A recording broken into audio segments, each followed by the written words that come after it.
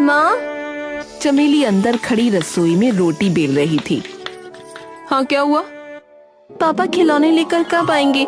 कितनी देर से बाजार गए हुए हैं। किट्टू आने वाला है। अरे आ जाएंगे।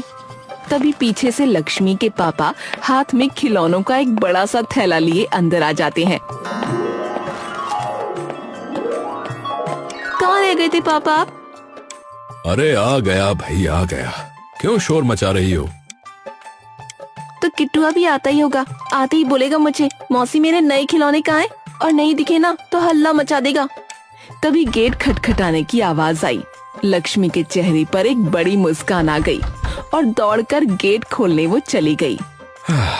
अरे आज तो भांजे के आने की खुशी में पैर ही नहीं टिक रहे इसके जमीन पे। चमेली भी फटाफट रसोई से बाहर निकल कर आती है।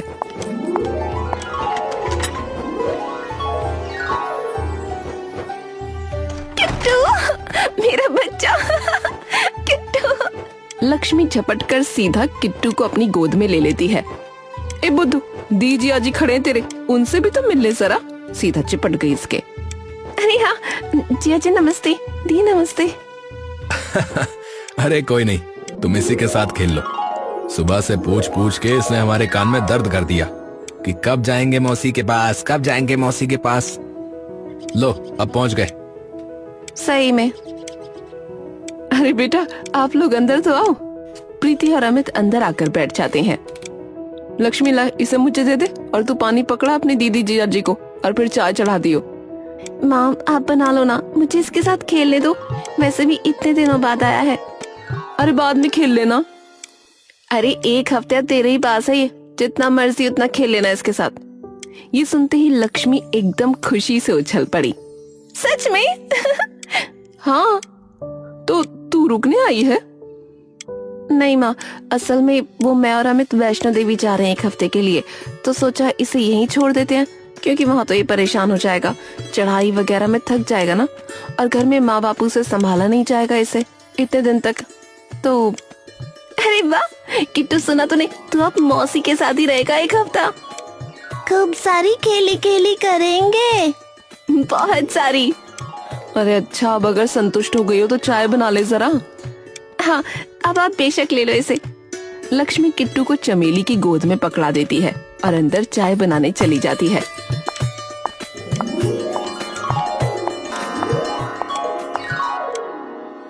बेटा, पर एकदम से कैसे बना लिया वैष्णो देवी का प्रोग्राम? अरे माँ, अमित के दोस्त है ना, वो हर साल यात्रा के लिए लेकर जाते हैं वैष्णो देवी।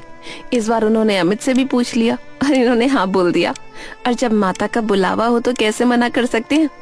सही बात है बेटा, बिल्कुल जाओ और माता का आशीर्वाद लेकर आओ। हैं दीदी, पर आपने इसे यहाँ छोड़ के बहुत बढ़िया किया। हाँ वो तो ठीक है, पर अब तेरी जिम्मेदारी है इसकी, कहीं माँ पापा के पल्ले छोड़कर निकल जाए। हाय दीदी, ऐसा क्यों बोल रही हो? अरे अब ये पूरा शैतान हो गया है तो बहुत भगाएगा अपने पीछे तुझे। पूरा दिन पीछा नहीं छोड़ने वाला, और माँ पापा तो पूरा दिन इसके पीछे भाग नहीं सकते, तो तुझे ही ख्याल रखना पड़ेगा। अरे बेफिक्र हो जाओ, मैं पूरा ध्यान रखूंगी इसका, कुछ नहीं होने दूंगी इसे। वैसे दीदी, आप लोग निकलोगे कब? कल शाम की बस है 6 बजे की, तो 4 बजे निकल जाएंगे यहाँ से। अच्छा चलो, ध्यान से जाना, और मैं अपनी शॉल वगैरह भी रख दूं, वहाँ ज्यादा ठंड हुई तो। नहीं नहीं माँ, मैंने सब रख लिया है।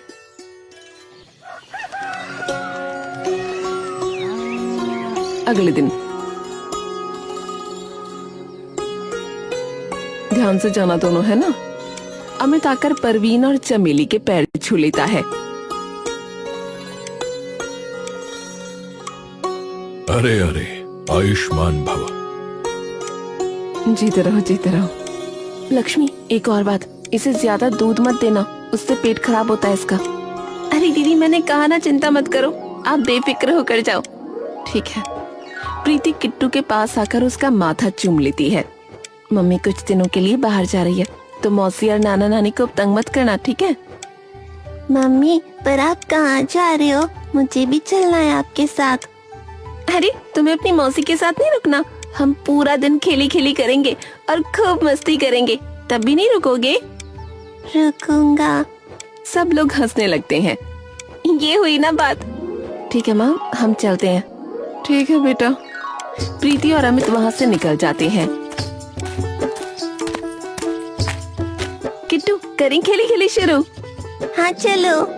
पूरे घर में मानो एकदम खुशी की लहर सी दौड़ जाती है, लेकिन किसे पता था कि ये तूफान के आने से पहले की चुप्पी थी। एक हफ्ते बाद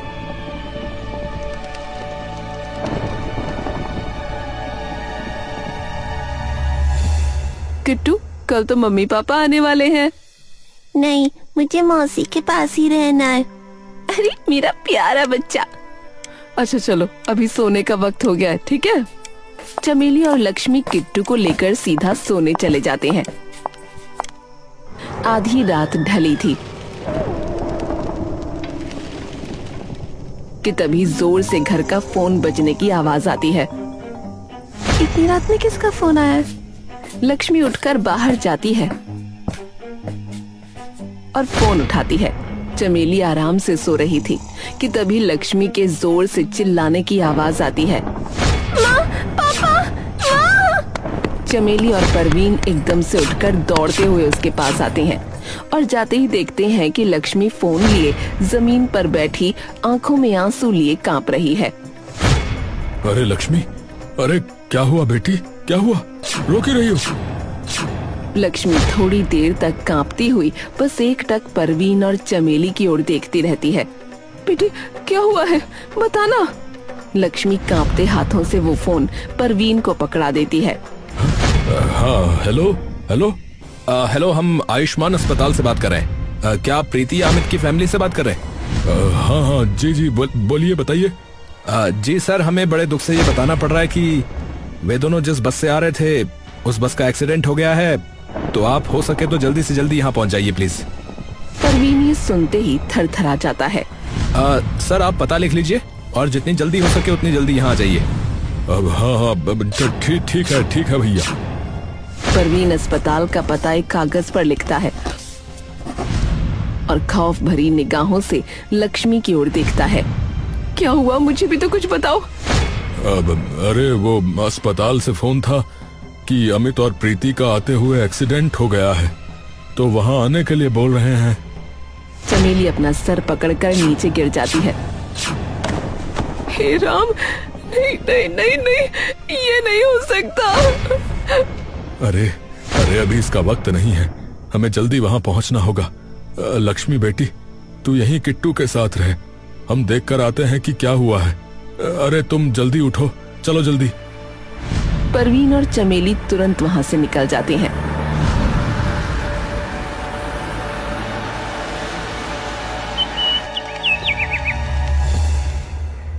और लक्ष्मी अगले दिन तक चुपचाप बस किट्टू के पास बैठी रहती है। और तभी एक बार फिर से घर का टेलीफोन बज पड़ता है। फोन उठा लेती है। हेलो। फोन के दूसरी तरफ से परवीन की आवाज आती है। लक्ष्मी। पापा क्या हुआ, आप कहाँ हो अभी, सब ठीक तो है ना? अरे बेटी, किट्टू को लेकर इसके घर आजा। पर क्या हुआ है पापा, बताओ तो सही। तू आजा बेटी, यहाँ आके बता दूंगा। लक्ष्मी फोन रखकर किट्टू को तुरंत वहाँ से लेकर सीधा उसके घर पहुँच जाती है। और जैसे ही लक्ष्मी वहाँ पहुंचकर प्रीति और अमित को देखती है, उसके हलक से कुछ देर के लिए एक शब्द तक नहीं निकलता। लक्ष्मी। लक्ष्मी की आंखों से आंसू छलक उठते हैं। माँ, ये सब कैसे हुआ? बस आते वक्त किसी खाई में गिर गई। हे भगवान।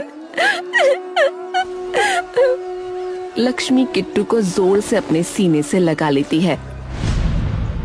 मौसी क्या हुआ, मम्मी पापा वहाँ क्यों लेटे हुए हैं? ये सुनते ही लक्ष्मी और चमेली और बिखर जाते हैं। लक्ष्मी, तू इसे लेके अंदर जा, इसके लिए ठीक नहीं है ये सब देखना। लक्ष्मी किट्टू को अपने सीने से चिपकाकर अंदर ले जाती है, लेकिन किट्टू एक टक बस पर लेटे अपने मम्मी पापा को देख रहा होता है।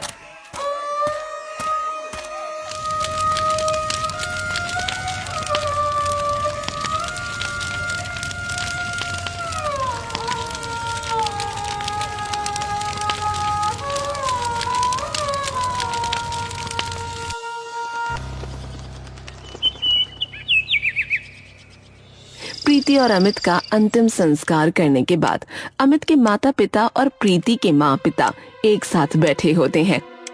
हमारी तो उम्र हो चली है और अमित के अलावा हमारी कोई औलाद भी नहीं है जो किट्टू की देखभाल करे।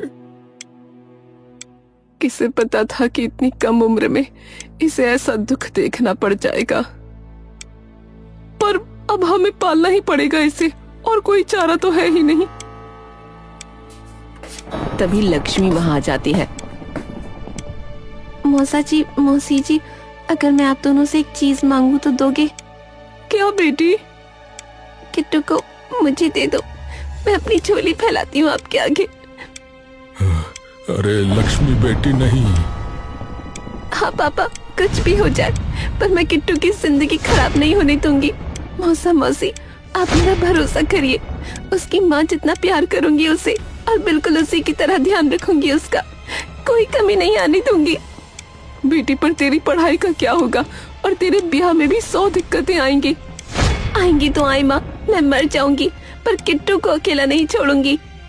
अरे भगवान तुझे खूब लंबी उम्र दे बेटी, खूब लंबी उम्र दे। लक्ष्मी अब किट्टू को हमेशा के लिए अपने साथ अपने घर ले आती है।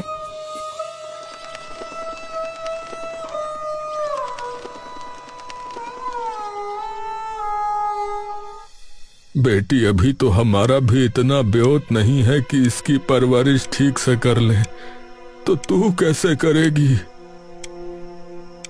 पापा कॉलेज की पढ़ाई नहीं कर पाई तो क्या, स्कूल तो किया ही है ना, यहीं घर पे बच्चों को पढ़ा लिया करूंगी।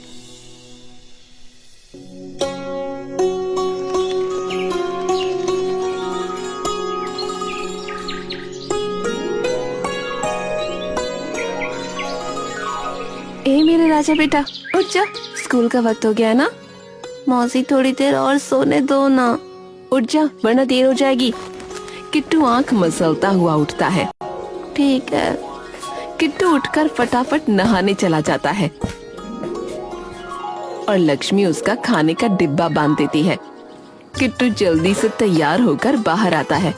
मौसी, हाँ आई।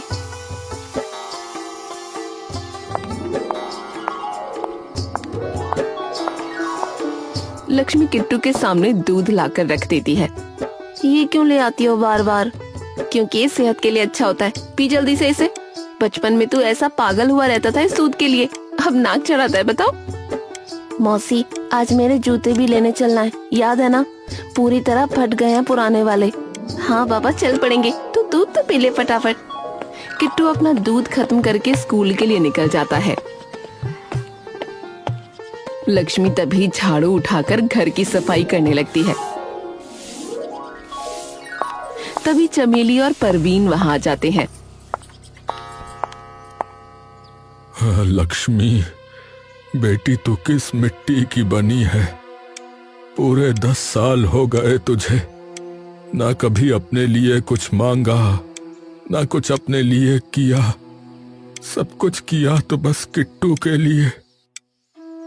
बेटा, थोड़ी अपनी भी सोच, उम्र निकलती जा रही है तेरे ब्याह की, और जो भी देखने आता है वो किट्टू की बात सुन के वैसे ही मना कर देता है।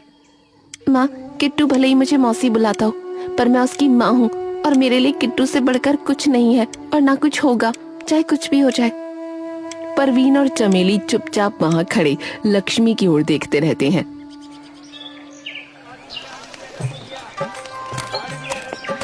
लक्ष्मी किट्टू को उसके जूते दिलाकर बाजार से वापस आ रही होती है।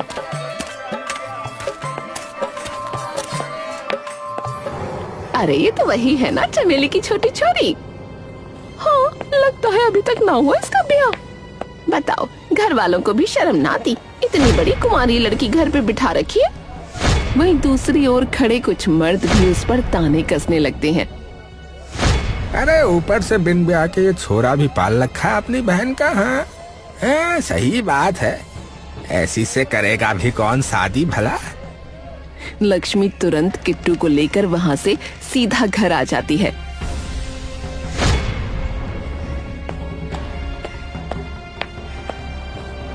एक कोने में बैठे बिलख बिलख कर रोने लगती है। मुझे तो सभी लोग ऐसे बोलते हैं जैसे इनके साथ कुछ गलत किया हो मैंने। तभी किट्टू उस कमरे में आ जाता है।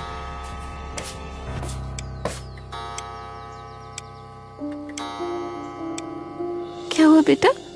किट्टू चुपचाप आकर लक्ष्मी के पास बैठ जाता है। मौसी, आपको बुरा लगा ना उनकी बातों का?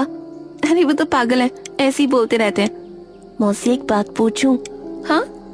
क्या आप सच में परेशान हो मेरी वजह से? ये क्या बोल रहा है किट्टू?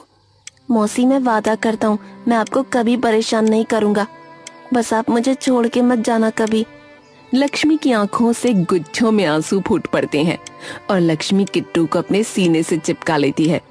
कभी नहीं जाऊंगी तुझे छोड़ के, कभी नहीं। कई सालों बाद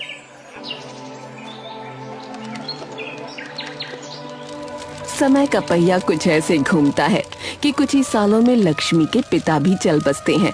लक्ष्मी की जिंदगी में एक तरफ बूढ़ी माँ होती है और दूसरी तरफ किट्टू। माँ, पापा, नाना जी, आज बहुत बड़ा दिन है मेरे लिए। आज परीक्षा है मेरी, और अगर मैं इसमें सफल हो गया तो हम सबकी जिंदगी संवर जाएगी। मेरी, मौसी की और नानी की और दादा दादी की भी। तो अपना आशीर्वाद बनाए रखना। तभी पीछे से लक्ष्मी भी आ जाती है। चल जल्दी कर किट्टू, देर हो रही है। किट्टू फटाफट से अपना बैग उठाता है और जाकर अपनी नानी के पैर छू लेता है। आयुष्मान भवः। किट्टू फिर जाकर लक्ष्मी के पैर छूता है। भगवान तुझे सारी सफलता दे। चिंता मत करो मौसी, अब तो थानेदार बनकर ही आऊंगा। ठीक है। अरे, आपकी खांसी नहीं रुक रही है, आप डॉक्टर के पास क्यों नहीं जा रही हैं? अरे मैं चली जाऊंगी, तू मेरी चिंता मत कर, तू जा जल्दी। किट्टू तभी बाहर निकल जाता है और लक्ष्मी जोर जोर से मुंह पर हाथ रखकर खांसने लगती है। तभी चमेली वहां आती है और लक्ष्मी का हाथ पकड़कर देखती है जिस पर खून लगा होता है। बता क्यों नहीं देती तू उसे? माँ, अगर उसे पता लगा कि मुझे ये बीमारी है तो सब छोड़ छाड़ कर मेरे पास बैठ जाएगा। अरे तो तू यूं ही मरती रहेगी क्या? इलाज के सारे पैसे तूने उसकी पढ़ाई पर लगा दिए। उसका सपना था माँ हमेशा से थानेदार बनने का। हमेशा कहता था मौसी मैं जब थानेदार बनूंगा तब तुम्हें कोई कुछ नहीं कहेगा। तो अगर उसकी कामयाबी की कीमत मेरी जान है तो वही सही। चमेली हमेशा की तरह अपनी बेटी की हिम्मत देखकर चुपचाप खड़ी रही। कुछ दिनों में किट्टू की परीक्षा का परिणाम भी आ जाता है।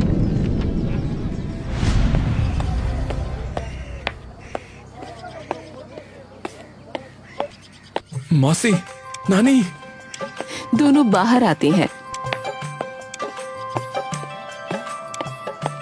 क्या हो गया? मौसी, मैं पास हो गया, मैं पास हो गया। ये सुनते ही लक्ष्मी की आंखों से खुशी के आंसू छलक उठते हैं।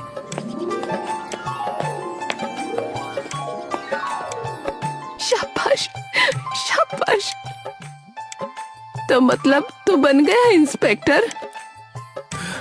अभी तो नहीं बना नानी, पहले ट्रेनिंग होगी मेरी। तो 6 महीने के लिए दिल्ली रहना पड़ेगा, पुलिस एकेडमी में। अगले हफ्ते ही जाना है। 6 महीने? कोई नहीं, तू आराम से जा। मौसी आप चिंता मत करो, एक बार इंस्पेक्टर बन गया ना फिर तो आप लोगों के साथ ही रहूंगा। जीप में घूमेंगे, जीप में। हाँ बिल्कुल, जा तू अब तैयारी कर दे अपने जाने की, और कुछ खरीदना हो तो पैसे दे दूंगी। कोई नहीं, चलो मैं अपने दोस्तों को बता के आता हूँ। किट्टू तभी बाहर निकल जाता है।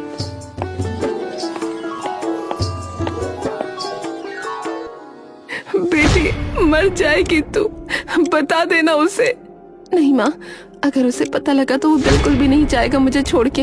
आपको पता है ना, इसका इलाज सरकारी अस्पताल में भी तो करवा सकते हैं।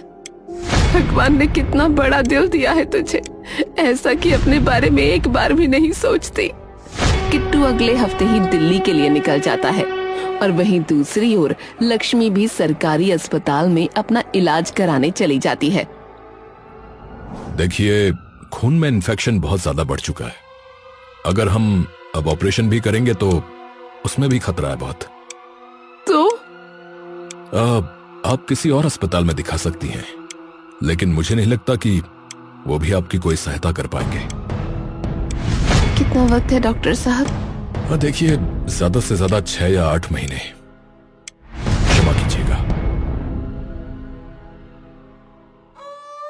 हे भगवान, ये कैसी दुर्गति करी है मेरी। मुझसे मेरा सारा परिवार छिनता जा रहा है। एक एक करके सब जा रहे हैं। लक्ष्मी चुपचाप अपनी हिम्मत के टुकड़े बटोर कर, चलो माँ, कोई नहीं, चलो।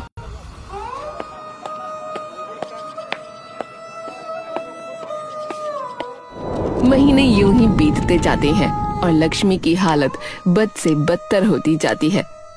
बुला ले अब तो किट्टू को।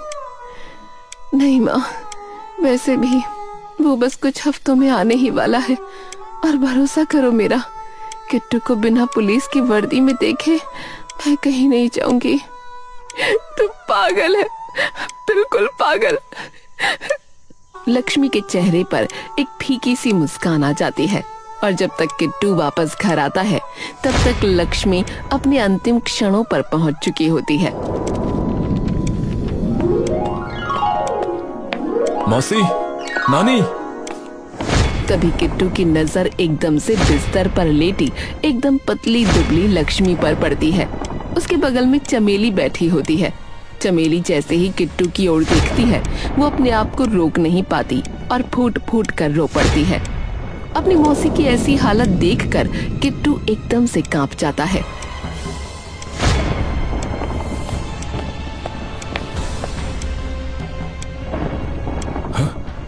मौसी, मौसी, मौसी, ये क्या हुआ? ये क्या हुआ है आपको? आपने मुझे बताया क्यों नहीं कुछ? क्योंकि तू सब कुछ छोड़ छाड़ के आ जाता। फिर जरा थोड़ा दूर खड़ा हो जा, मैं भी तो देख लूं कि मेरा किट्टू वर्दी में कैसा लगता है। किट्टू कांपते पैरों से थोड़ा पीछे जाकर खड़ा हो गया। एकदम सुंदर। किट्टू फिर से अपनी मौसी के पास आकर बैठ जाता है।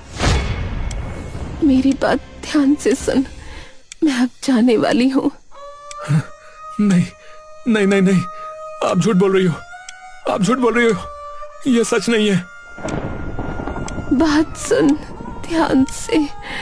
किट्टू चुपचाप अपनी मौसी के पास अपने कान ले आता है। अब नानी का भी ध्यान रखना है तुझे, और अपना भी, ठीक है? किट्टू कुछ नहीं बोलता, बस नीचे देखकर रोता रहता है। किट्टू, वादा कर मुझसे, मेरी आखिरी इच्छा भी पूरी नहीं करेगा? किट्टू कांपते हाथों से लक्ष्मी का हाथ पकड़ता है। वादा करता हूँ, वादा करता हूँ। हाँ मेरा प्यारा बेटा। और बेटा, अगर तेरी परवरिश में कहीं कमी रह गई हो तो माफ करना। मौसी, क्या बोल रही हो? आपने सब कुछ दिया है मुझे, सब कुछ। आप मौसी नहीं, आप मेरी माँ हो, है ना माँ? लक्ष्मी के चेहरे पर हल्की सी मुस्कान आ जाती है और लक्ष्मी अपना दम वहीं तोड़ देती है, मानो वो इस लम्हे का इंतजार सदियों से कर रही थी। माँ, माँ! चमेली जमीन पर गिरकर रोने लगती है और किट्टू धीरे से लक्ष्मी की पलकों पर हाथ फेरकर उसकी बेजान आंखें बंद कर देता है। धन्यवाद माँ, धन्यवाद।